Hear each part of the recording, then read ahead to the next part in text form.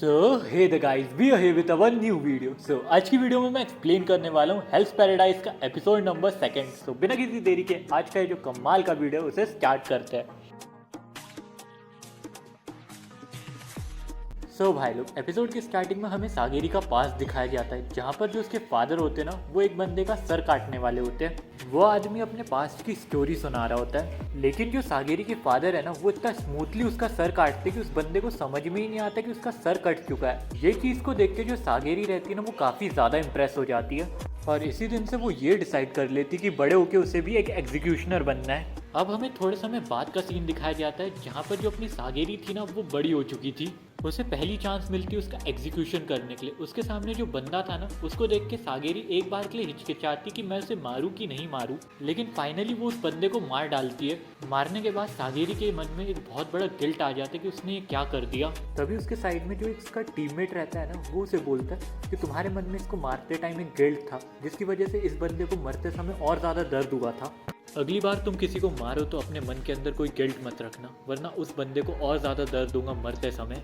ये सब सुन के सागेरी का जो मन है ना, वो कुछ ज़्यादा ही भारी हो जाता है और उसको बहुत ज़्यादा गिल्ट होने लगता है कि उससे क्या गलती हो गई। वो उसके मन के अंदर सोचती कि वो उसके फादर जैसी एक अच्छी स्वॉर्ड्समैन और अच्छी एग्जीक्यूशनर बन पाएंगी कि नहीं बन पाएंगी। अब स्टोरी प्रेजेंट टाइम में आ जाती है और हमें लेक साइड का व्यू दिखाया जाता है, जहाँ पर अपने शोगन अंकल बैठे थे और उनके साथ यामाडा क्लैन के कुछ वॉरियर्स थे और इन लोगों के सामने 50 से 60 प्रिजनर्स बिठाए जाते, जिन लोगों को मौत की सजा मिली गई थी। ये जो प्रिजनर्स थे ना, इनके हाथ को काफ़ी टाइटली बांध दिया गया था और इनके पैरों को भी काफ़ी ज़्यादा टाइटली बांध दिया गया था।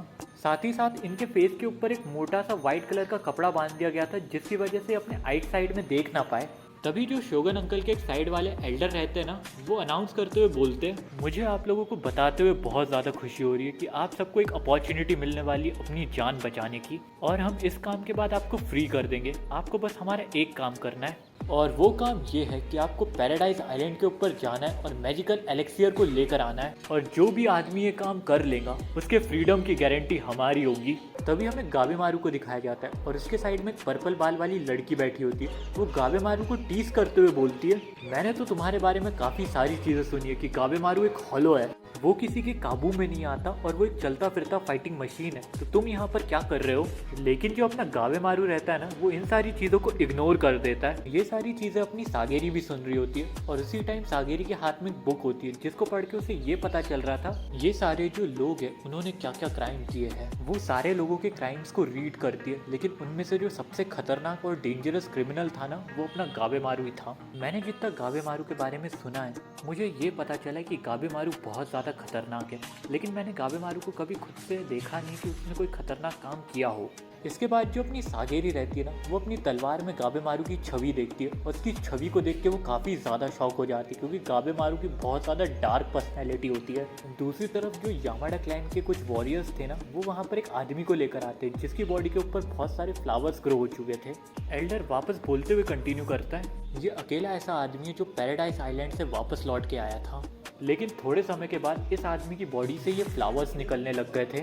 ये सारी चीज़ें सुन के जो वो सारे प्रिजनर्स थे ना, वो काफ़ी ज़्यादा डरने लग जाते और वो सब मना करने लग जाते कि हमें पैराडाइज आइलैंड पे नहीं जाना है। ये सब सुन के वो जो एल्डर है ना, वो हंसने लग जाता और बोलता है, तुम्हारे पास वैसे ही छोटी सी ज़िंदगी बची है, उस ज़िंदगी में कुछ करने की कोशिश करो, थोड़ी कोशिश तो करो अपनी जान बचाने की, शायद तुम्हारी जान बच जाए। और वैसे ही तुम सबको मौत की सज़ा मिल चुकी है, तो चाहे तुम यहाँ पर मरो या तो आइलैंड पे मरो, मरना तो तुम्हारा पक्का है। ये सारी चीज़ें सुन के वो जो प्रिजनर्स होते हैं ना, वो और ज़्यादा डिसएग्री करने लग जाते कि हमें नहीं जाना उस पैराडाइज आइलैंड के ऊपर। तभी जो एक दूसरा एल्डर होता है ना, वो बोलता है कि अगर आप सब लोग नहीं जाना चाहते वहाँ पर, तो आप फ्रीली यहाँ से जा सकते हैं, हम आपको कुछ नहीं बोलेंगे। उनमें से एक जो प्रिजनर रहता है ना, वो उड़ जाता है और वो वहाँ से जाने लगता है। तभी जो यामाडा क्लैन का एक वॉरियर होता है ना, वो उस बंदे का गला काट देता है वहीं पर। और वापस से पहला वाला जो एल्डर है ना, वो बोलते हुए कंटिन्यू करता है, मैंने तुम लोग को पहले ही बोला था, तुम्हें यहाँ मरना है तो यहाँ मर जाओ, या तो आइलैंड पे जाके मरना है आइलैंड पे जाके मरो, तुम्हारा मरना कंफर्म है।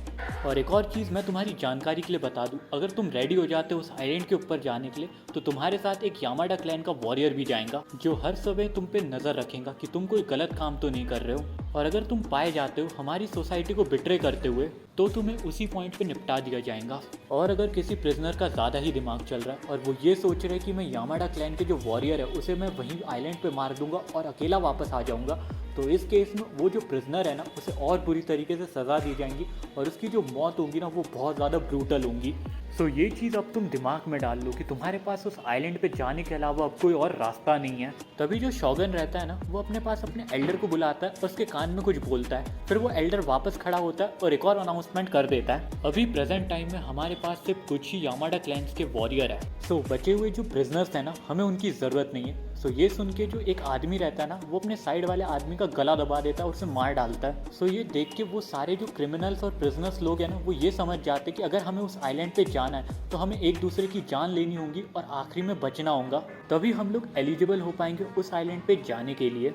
इसके बाद वो सारे जो प्रिजनर्स होते हैं ना वो एक दूसरे को मारने लग जाते हैं। वो बहुत ब्रूटल तरीके से एक दूसरे को मार रहे थे। दूसरी तरफ जो शॉगन रहता है ना वो अपने एल्डर से पूछता है कि इनमें से कौन कौन से प्रिजनर्स वो है जिनके ऊपर रेड मार्क लगा है। भाई लोग, रेड मार्क का जो रेफरेंस है ना वो ये है कि जिस बंदे के पास रेड मार्क होगा ना उसके पास एक स्पेशल पावर होंगी। सिंपल वर्ड्स में कहूँ तो सुपर पावर होंगी, ये समझ सकते हो तुम। एल्डर बोलता है आप वो जो येलो बाल वाला लड़का देख रहे हो ना वो एक स्पेशल पावर वाला लड़का है। वो काफ़ी ज़्यादा यंग है लेकिन अपनी इसी उम्र के अंदर वो डाकुओं के साम्राज्य का लीडर बन चुका है। उसने काफ़ी समय तक उस गद्दी के ऊपर राज किया था। दूसरे नंबर पे ये पर्पल बाल वाली लड़की है जिसने साईगावा किले के जितने मंत्री लोग हैं ना उन्हें एक रात के अंदर ही मार डाला था। ये जो ग्रीन कपड़े वाला आदमी आप देख रहे हो ना महाराज, इसे ब्लिट्स ड्रैगन कहा जाता है और ये भी काफ़ी ज़्यादा खतरनाक आदमी है। चौथे नंबर पे वो जाइंट स्ट्रक्चर वाला पीले कपड़े वाला आदमी है जो वहाँ पर लेटा हुआ है। उस बंदे ने अपनी जो बॉडी है उसे इतनी बुरी तरीके से ट्रेन किया है जिसकी वजह से उसके ऊपर नॉर्मल हथियारों का असर ही नहीं होता है। उसको मारने के लिए आपको स्पेशल ग्रेड के हथियार चाहिए होंगे और उन हथियारों की भी कुछ गारंटी नहीं है कि वो उसकी बॉडी को कुछ नुकसान पहुंचा पाएंगे कि नहीं पहुंचा पाएंगे। ये सारे प्रिजनर्स के बारे में जानकारी लेने के बाद जो अपना शॉगन रहता है ना वो काफ़ी ज़्यादा खुश हो जाता है। लेकिन जो एल्डर होता है ना वो बोलते हुए कंटिन्यू करता है कि महाराज आप इतना ज़्यादा खुश मत होइए। इन सब में जो सबसे खतरनाक है ना वो बीच में जो काला कपड़े पहना हुआ लड़का है ना गाबेमारू, वो है।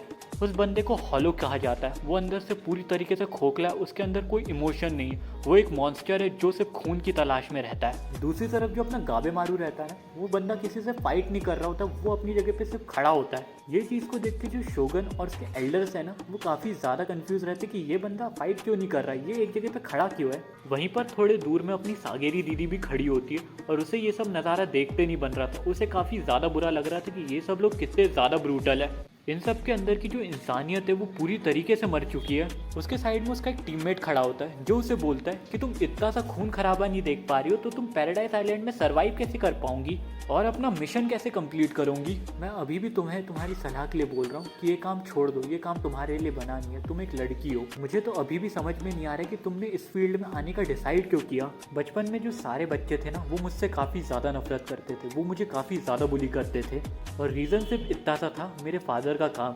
मेरे फादर एक एग्जीक्यूशनर थे तो वो सारे बच्चे मुझे भी उसी नज़र से देखते थे और वो सब मुझे इस कारण काफ़ी ज़्यादा बुली करते थे। ये सारी चीज़ें देख के जो मेरी अच्छी ज़िंदगी की होप थी ना वो पूरी तरीके से मर चुकी थी और मेरी लाइफ का सिर्फ एक गोल बचा था कि मुझे मेरे फादर जैसा एक बहुत बढ़िया एग्जीक्यूशनर बनना है। फिर सीन प्रेजेंट में आ जाता है जहाँ पर हमें 3 प्रिजनर्स दिखाए जाते हैं जो प्लानिंग करते हैं कि हम ये जो यामाडा क्लैन की लड़की है ना ये काफ़ी ज़्यादा कमज़ोर लग रही है तो हम इसके ऊपर अटैक करते हैं और इसके छोर से बचने की कोशिश करते हैं। सो वो तीनों जो प्रिजनर्स रहते हैं ना वो अपनी सागेरी के ऊपर अटैक करने के लिए जा रहे होते हैं। तो ये सब देख के जो उसका फ्रेंड रहता है ना वो उसके आगे आ जाता है अपनी सागेरी को प्रोटेक्ट करने के लिए। तभी सागेरी उसे बोलती है कि मैं इतनी ज़्यादा कमज़ोर नहीं हूँ कि तुझे मुझे प्रोटेक्ट करना पड़े और फिर सागेरी आगे आ जाती है और उन तीनों जो बंदों है ना उन तीनों को एक एक स्ट्राइक में निपटा देती है। दूसरी तरफ जो अपना गाबेमारू है ना वो शोगन के मुंह के सामने चला गया था और शोगन को बोलता है कि तू पागल पागल हो गया क्या, तेरे अंदर कोई दिमाग नहीं है, तुझे क्या लग रहा है कि तू लोगों को आपस में भिड़वा देगा और तू कोई पुण्य का काम कर रहा है। माना कि हम सब क्रिमिनल्स हैं, हमने बहुत बुरे बुरे काम किए अपनी ज़िंदगी में और ये भी मान लिया कि हमें मौत की सज़ा मिली थी, लेकिन तू उस आइलैंड पे जाने के लिए हमें यही रास्ता क्यों दे रहा है। तू और कोई भी तरीका चुन सकता था लेकिन तूने चुना हमको मारने वाला रास्ता जिसमें तुझे ही मज़ा आ रहा है। मेरा सिर्फ इतना सा कहना है, किसी को मौत देना किसी चीज़ का सल्यूशन नहीं होता है। अगर हम दिमाग लगा के और सोचे तो कोई अल्टरनेट सल्यूशन निकल सकता है इस प्रॉब्लम का भी। ये सारी चीज़ें सुन के अपने शोगन को लग जाती है बहुत बुरी तरीके से मिर्ची। तो वो एक अनाउंसमेंट कर देता है कि जो भी बंदा गाबेमारू को मारेगा ना उसे फ्रीडम अभी के अभी मिल जाएगा। जाएगा। और यहाँ पर जितने सारे लोग थे ना वो फ्रीडम का नाम सुन के काफ़ी ज़्यादा खुश हो जाते और वो रेडी हो जाते अपने गाबेमारू को मारने के लिए। गाबेमारू उन प्रिजनर्स की तरफ देखता है और उन्हें बोलता है कि मैं तो तुम्हारे लिए बात कर रहा हूँ, तब भी तुम अगर मुझे मारना चाहते हो तो मार के देख लो। अगर मैंने तुम सबको अंदर से फाड़ के नहीं रख दिया ना तो मेरा नाम भी गाबेमारू नहीं है। वो सब लोग ये चीज़ को इग्नोर कर देते और गाबेमारू के ऊपर एक सडन अटैक कर देते, लेकिन गाबेमारू तो अपना गाबेमारू है भाई, वो तो इन सब लोगों को फाड़ के रख देता अंदर से। भाई गाबेमारू किसी के ऊपर रहम नहीं खाता, गाबेमारू पूरी तरीके से चिथड़े उड़ा देता उन सारे प्रिजनर्स के। और इन सारे लोगों को समझ में आ जाता है कि गाबेमारू को हॉलो क्यों कहा जाता है और उसे मॉन्स्टर क्यों कहा जाता है। जितनी ब्रूटली उसने इन सब लोगों को निपटाया था ना, सबके सब शौक थे ये सब देख के। शौगन का तो मुंह सूख गया था कि ये क्या बंदा है भाई, इसके अंदर बिल्कुल रहम नाम की भावना नहीं है किसी के लिए। और दूसरी तरफ जो अपनी सागेरी रहती है ना, वो अपनी तलवार के अंदर गाबेमारू की परछाई देखने की वापस से कोशिश करती है। और इस बार जब वो देखती है ना, वो और ज़्यादा डर जाती है। तभी जो एल्डर रहता है ना, वो ये अनाउंसमेंट करता है कि आखिर में सिर्फ 10 प्रिजनर्स ही अलाइव बचे हैं। और ये जो 10 प्रिजनर्स है ना, इनके साथ हमारे जो 10 काबिल यामाडा क्लैन के वॉरियर्स हैं वो इनके साथ जाएंगे इनके ऊपर नजर रखने के लिए। So with this guys we have completed our episode number 2 of Hell's Paradise. So भाई लोग, एपिसोड कैसा लगा आप लोग लाइक शेयर सब्सक्राइब करके बताइएगा। वीडियो में अगर कोई भी कमी होगी तो कमेंट कर दीजिएगा। मैं मिलता हूँ आप लोगों से अगली वीडियो में। अपना ख्याल रखना, अपनी फैमिली का ख्याल रखना। Take care and goodbye. Bye bye भाई लोग।